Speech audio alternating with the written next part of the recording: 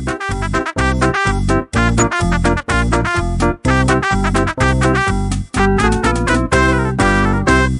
सुन रहे हैं EFA school radio. Hello दोस्तों, आप सभी का स्वागत है हमारे EFA स्टूडियो में और मैं आपकी प्यारी सी दोस्त कोमल। आज हम सब साथ मिलकर सुनेंगे स्कूल समाचार, चटपटी कहानियाँ, करेंगे सैर, पूछेंगे कुछ सवाल, याद करेंगे बचपन की यादें, लेंगे टीचर का इंटरव्यू और जानेंगे कि कौन है स्कूल का सुपरस्टार। तो आइए आगे बढ़ते हैं। आज मौसम बड़ा ही ताज़ा है, तो इस मौसम की शुरुआत करते हैं कुछ स्कूल समाचार सुनकर।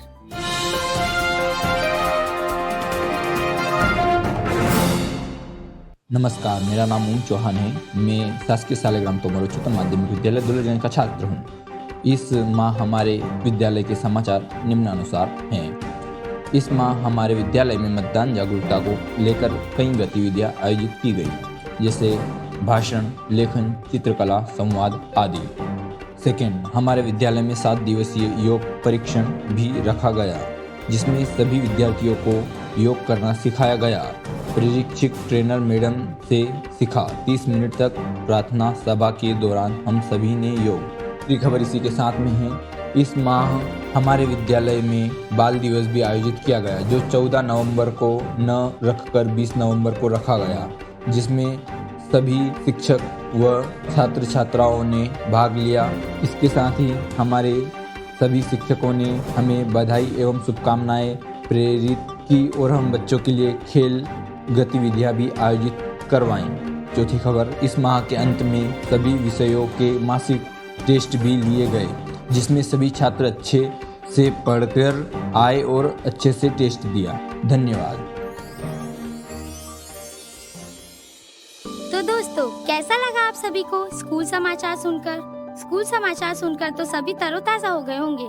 तो आइए अब हम आगे बढ़ते हैं। कहानी सुनने में मजा तब तक नहीं आता दोस्तों, जब तक कहानी में थोड़ा चटपटापन ना आ जाए। तो आइए इस कहानी को थोड़ा चटपटा बनाया जाए और इसे हमारे प्यारे से दोस्त से सुना जाए। मैं आर्यन गुप्ता, कक्षा 12वीं का छात्र। मैं आपके सामने एक कहानी प्रस्तुत करने जा रहा हूँ, जिसका शीर्षक हथौड़ा और चाबी है। शहर की पुरानी बस्ती में ताले की एक दुकान थी। उस दुकान में ढेर सारे ताले चाबी थे। लोग ताले खरीदने वहां आते। कभी कभी मुख्य चाबी गुम हो जाने पर डुप्लीकेट चाबी बनवाने भी उस दुकान पर आते। उसी दुकान में कोने में एक मजबूत हथौड़ा भी पड़ा हुआ था, जो ताला तोड़ने के काम आता था, लेकिन उसका प्रयोग कभी कभार ही होता था। कोने में पड़े हथौड़ा अक्सर सोचा करता था कि मैं इतना मजबूत हूँ, इतना बलशाली हूँ, इसके बाद भी इतने प्रहार झेलता हूँ, तभी ताले को खोल पाता हूँ। लेकिन चाबी इतनी छोटी होने के बावजूद किसी भी ताले को बड़ी ही आसानी से खोल लेती है। ऐसा क्या है इस छोटी सी चाबी में?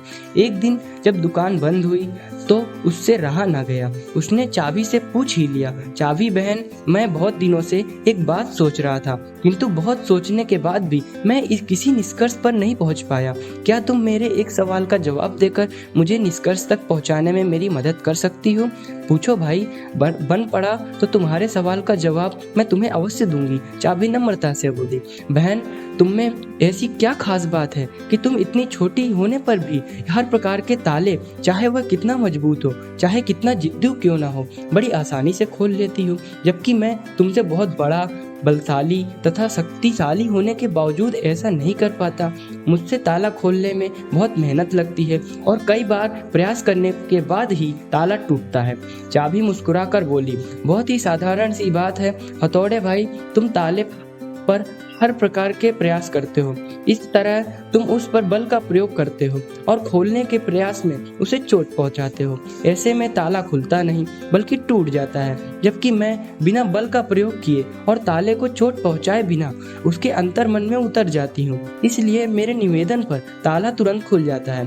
तो मेरे दोस्तों, इस कहानी से हमें यह सीख मिलती है कि जीवन में कई बार हमें ऐसी परिस्थितियां आती हैं, क्या हमारे सामने हथौड़ा और चाबी बनने का विकल्प होता है। किसी का दिल जीतना है तो उसे हथौड़ा बनकर जोर जबरदस्ती से नहीं जीता जा सकता, बल्कि चाबी की तरह उसके दिल में उतरकर जीता जाता है। इसी प्रकार किसी से कोई काम करवाना हो तो डरा धमका कर और जबरदस्ती दबाव डालकर भी काम करवाया जा सकता है, लेकिन ऐसे में कार्य के प्रति उत्साह, समर्पण भावना नगण्य रहेगी। यदि किसी के दिल में कार्य के प्रति समर्पण भावना जागृत कर उसे उत्साहित कर कार्य करवाया जाए तो कार्य मन लगाकर और समर्पण से किया जाएगा और ऐसे में कार्य बेहतर होगा और उसके परिणाम भी बेहतर प्राप्त होंगे। तो दोस्तों, कैसा लगा कहानी सुनकर? मजा आया ना? अरे मजा कैसे नहीं आएगा, कहानी ही इतनी चटपटी थी। कितने दिन हो गए मैं कहीं सैर करने नहीं गई, लेकिन हमारे खास दोस्त हमें खूब सैर करवाएंगे। आप लोग भी जाना चाहते हो तो चलो, हम सब मिलकर वहाँ खूब मजे करेंगे। नमस्कार साथियों, मैं राधे मोहन चौहान ईएफए स्कूल उज्जैन के कक्षा 11वीं का छात्र हूँ। मैं आज आप सभी को उज्जैन के प्रसिद्ध दार्शनिक स्थल महाकाल लोक के बारे में बताना चाहता हूँ। तो आइए शुरू करते हैं। 856 करोड़ की लागत से बनने वाले इस लोक का 11 अक्टूबर 2022 को माननीय प्रधानमंत्री नरेंद्र मोदी जी के द्वारा इसका लोकार्पण किया गया। तो आज हम जानेंगे कि इसमें ऐसा क्या है जो इसे इतना खास बनाती है। महाकाल लोक के नाइट गार्डन में भगवान शिव की लीलाओं पर आधारित 190 मूर्तियां हैं। 108 स्तंभ स्थापित किए गए हैं जिन पर भगवान शिव और उनके गणों की विभिन्न मुद्राएं बनी हुई है। पूरे परिसर में 18 फीट की 8 मूर्ति प्रतिमाएं हैं। इनमें नटराज, शिव, गणेश, कार्तिकेय, दत्तात्रेय अवतार, पंचमुखी हनुमान, चंद्रशेखर महादेव की कहानी, शिव और सती समुद्र मंथन दृश्य शामिल है। महाकाल लोक में 26 फीट ऊंचा नंदी द्वार मुख्य आकर्षण का केंद्र है। इसके बाद शिव संकुल की भी अलग खासियत है। महाकाल संकुल को पूर्णतः शिवमय सजाया गया है। इसमें कमल कुंड, सप्त ऋषि मंडल, शिव स्तंभ, मुक्ताकाश, रंगमंच का निर्माण प्रमुख है। पुराण प्रसिद्ध रुद्र सागर के तट विकास के साथ त्रिवेणी संग्रहालय का एकीकरण कर चारों ओर हरियाली भरा वातावरण रखा गया है। साथ में विशाल कॉरिडोर में 111 फीट लंबे संपूर्ण शिव विवाह के वृत्तांत को प्रदर्शित करते हुए म्यूरल पेंटिंग प्रदर्शित की गई है। महाकाल लोक मंदिर देश के प्राचीनतम मंदिरों में से एक है जिसके प्रांगण को आधुनिक रूप दिया गया है। धरती पर यहाँ देवलोक जैसा आभास होगा। महाकाल लोक में सत्यापन कला, संस्कृति और आध्यात्मिक भाव को अभिव्यक्त देने का प्रयास किया गया है। पूर्व में मंदिर का क्षेत्रफल 2.82 हेक्टेयर था, जो परियोजना पूर्ण होने के पश्चात बढ़कर 20.33 हेक्टेयर हो गया है। 25 फीट ऊंची लाल पत्थर की दीवारों पर शिव महापुराण के उल्लेख घटनाओं को भित्ति चित्र के रूप में उत्कीर्ण किया गया है। कमल कुंड, पंचमुखी शिव स्तंभ, सप्त ऋषि त्रिवेणी मंडपम में बनकर तैयार हुआ महाकाल लोक परिसर में वैदिक घड़ी भी लगाई गई है। तो दोस्तों, कैसा लगा सैर करके? मजा आया कि नहीं? तो चलिए अब हम सुनते हैं हमारा अगला सेगमेंट, अंदाज अपना अपना। मैं हूँ रौनक रामी, कक्षा 6ठी की छात्रा और मैं आज आपको एक भजन सुनाने जा रही हूँ। मेरी झोपड़ी के भाग आज खुल जाएंगे, राम आएंगे। मेरी झोपड़ी के भाग आज खुल जाएंगे, राम आएंगे। राम आएंगे, आएंगे, राम आएंगे। राम आएंगे, आएंगे, राम आएंगे। मेरी झोपड़ी के भाग आज खुल जाएंगे, राम आएंगे। राम आएंगे तो अंगना सजाऊंगी, दीप जला के दिवाली मैं मनाऊंगी। राम आएंगे तो अंगना सजाऊंगी, दीप जला के दिवाली मैं मनाऊंगी। मेरे जन्मों के सारे पाप मिट जाएंगे, राम आएंगे। मेरी झोपड़ी के भाग आज खुल जाएंगे, राम आएंगे। राम झूलेंगे तो पालना झुलाऊंगी, मीठे मीठे मैं भजन सुनाऊंगी। राम झूलेंगे तो पालना झुलाऊंगी, मीठे मीठे मैं भजन सुनाऊंगी। मेरी जिंदगी के सारे दुख मिट जाएंगे, राम आएंगे। मैं प्रीतम सिंह शासकीय शालिग्राम तमोदरा माध्यमिक कक्षा 12वीं का छात्र हूँ। मैं आपके आगे खेरवा का एक छोटी सी प्रस्तुति देना चाहता हूँ जो कि संगत जो की जाती है संगीत में, उसमें यूज होती है।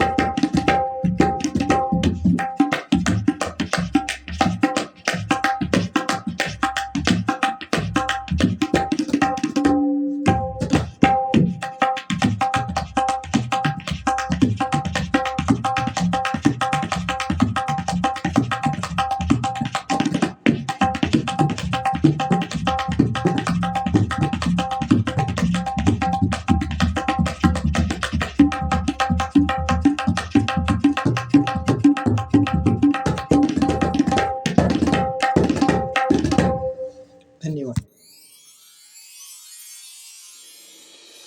तो दोस्तों, कैसा लगा इनका अंदाज? मैं तो यही आशा करती हूँ कि आपको सुनकर अच्छा लगा होगा। तो आइए आगे बढ़ते हैं। बचपना तो सभी में कहीं ना कहीं छुपा रहता है और उसकी बहुत सारी यादें भी होती है। तो चलिए सुनते हैं हमारा अगला सेगमेंट, बचपन की यादें। सभी को मेरा नमस्कार। मेरा नाम जिशान खान है। मैं ईएफए स्कूल उज्जैन के कक्षा 11वीं का छात्र हूँ। मैं आज आपको मेरे बचपन की एक बहुत मज़ेदार घटना के बारे में बताना चाहता हूँ।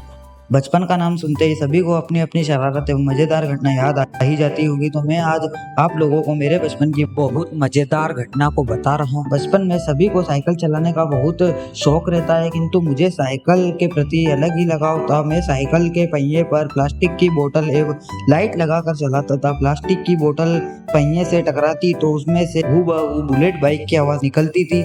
एक समय हमारे मोहल्ले की बिजली जा चुकी थी एवं रोड पूरा सूना हो रहा था। मैं साइकिल चला रहा था, सामने एक गुस्सेल बैल खड़ा हुआ था। मैं उसके पास से निकला। पूरा शांत वातावरण था। साइकिल से आवाज़ ज़्यादा आ रही थी जिसके कारण वह बैल मेरे पीछे पड़ा।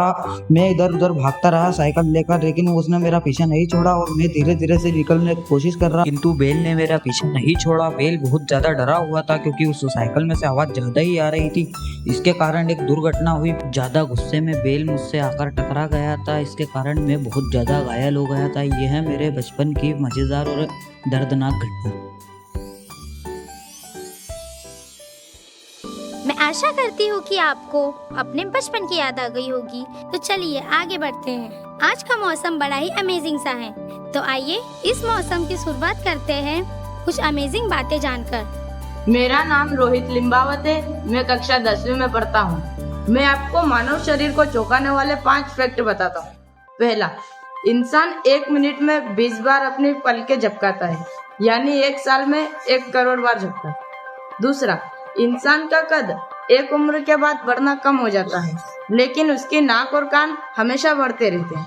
तीसरा, यदि ऑक्सीजन की सप्लाई बंद कर दी जाए तो इंसानी दिमाग 3 से 6 मिनट तक काम कर सकता है। चौथा, इंसान की शुरुआती जिंदगी में उसके शरीर में करीब 300 हड्डियां होती है और बढ़ते बढ़ते हुए 206 हो जाती है। पांचवा, फिंगरप्रिंट की तरह इंसान की जीभ पर भी खास तरह की प्रिंट होती है जो सबसे अलग होती है। धन्यवाद। तो फ्रेंड्स, कैसा लगा कुछ अमेजिंग जानकर? आपका तो पूरा दिन ही अमेजिंग हो गया होगा, है ना? अब आगे बढ़े। कविता सुनने में मजा तभी आता है दोस्तों जब हम कविता को अच्छे से समझ सकें। इसी के साथ हमारे दोस्त हमें कविता सुनाएंगे। सभी को नमस्कार। मैं ईएफए शासकीय शालिग्राम तोमर उच्चतर माध्यमिक विद्यालय दौलतगंज उज्जैन से आज आपके सामने एक बहुत ही सुंदर सी कविता प्रस्तुत करने जा रही हूँ, जो लिखी है हरिवंश राय बच्चन जी। लहरों से डरकर नौका पार नहीं होती, कोशिश करने वालों की कभी हार नहीं होती। नन्ही चींटी जब दाना लेकर चलती है, चढ़ती दीवारों पर 100 बार फिसलती है। मन का विश्वास रंगों में साहस भरता है, चढ़कर गिरना गिरकर चढ़ना न अखरता है। आखिर उसकी मेहनत बेकार नहीं होती, कोशिश करने वालों की कभी हार नहीं होती। डुबकिया सिंधु में गोताखोर लगाता है, जा जाकर खाली हाथ लौट कर आता है। मिलते नहीं सहज ही मोती गहरे पानी में, बढ़ता दुगना उत्साह इसी हैरानी में। मुट्ठी उसकी खाली हर बार नहीं होती, कोशिश करने वालों की कभी हार नहीं होती। असफलता एक चुनौती है, इसे स्वीकार करो। क्या कमी रह गई देखो और सुधार करो। जब तक ना सफल हो नींद चैन को त्यागो तुम, संघर्ष का मैदान छोड़कर मत भागो तुम। कुछ किए बिना ही जय जयकार नहीं होती, कोशिश करने वालों की कभी हार नहीं होती, कभी हार नहीं होती, कभी हार नहीं होती। धन्यवाद।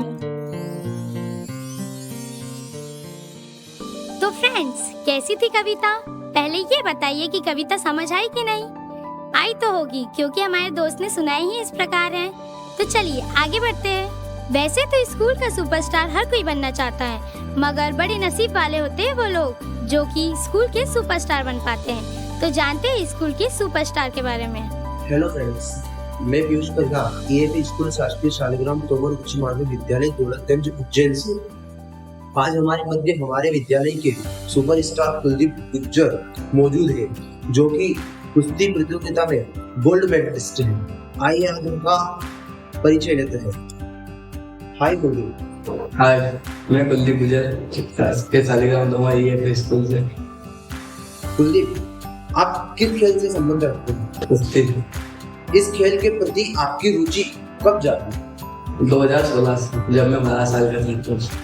आप बता सकते हैं इसके लिए आपको किससे प्रेरणा मिली और कैसे प्रेरणा मिली? इस खेल से पापा पहले पहलवानी करते थे, तो हम भी पहलवानी में उतरे। तो आपको यहाँ तक पहुँचने में बहुत सारी कठिनाइयों का सामना भी करना पड़ा होगा, बताइए। बचपन में बहुत सारी कठिनाई हुआ, पैसे वैसे डाइट वाइट लेने में दिक्कत आती थी, टाइम नहीं मिल पाता था, सुबह का स्कूल होता था, तो इसमें थोड़ी दिक्कत आती थी। हमारे प्रिंसिपल सर ने भी टाइम वाइम देने के लिए करा। तो आप इस खेल में कहाँ पहुँच चुके हैं? पहले दंगल लड़ते थे छोटे मोटे, फिर जिला खेले, फिर विकासखंड, इसे संभाग, फिर अपनी स्टेट खेले। तो आपने कितने मेडल जीत लिए? 10-12 मेडल जीते। हमारे छात्रों को आप क्या संदेश देना चाहेंगे? तो जीवन में कितने भी कठिनाई हो, पर हार नहीं माननी चाहिए। खेल खेलते रहना चाहिए। पढ़ाई के साथ खेल भी बहुत आवश्यक है, इससे देश का, अपने परिवार का, आसपास के गाँव का नाम रोशन हो। जी धन्यवाद कुलदीप गुज्जर। धन्यवाद। तो हमने आज जाना कुलदीप गुज्जर के बारे में, जो कि बहुत सारी कठिनाइयों का सामना करने के बाद भी अपनी पढ़ाई और खेल के स्तर में उन्होंने नाम रोशन किया, अपने स्कूल का नाम रोशन किया और माँ बाप का भी नाम रोशन किया। तो आपको भी ऐसा ही कुछ करना चाहिए, जिससे कि आपके परिवार का, आपके स्कूल का नाम रोशन हो और आपके माता पिता, आपके टीचर्स आपके ऊपर गर्व कर सके। धन्यवाद। तो दोस्तों, कैसा लगा आपको हमारे सुपरस्टार के बारे में जानकर? मजा आया ना? तो चलिए अब हम आपसे अलविदा लेना चाहेंगे। अगली बार फिर से हम मिलकर खूब मजे करेंगे। इसी तरह के और पॉडकास्ट सुनने के लिए हमारे एपिसोड को लाइक एंड शेयर करें और ईएफए स्कूल रेडियो को फॉलो करें। Thank you friends, bye bye.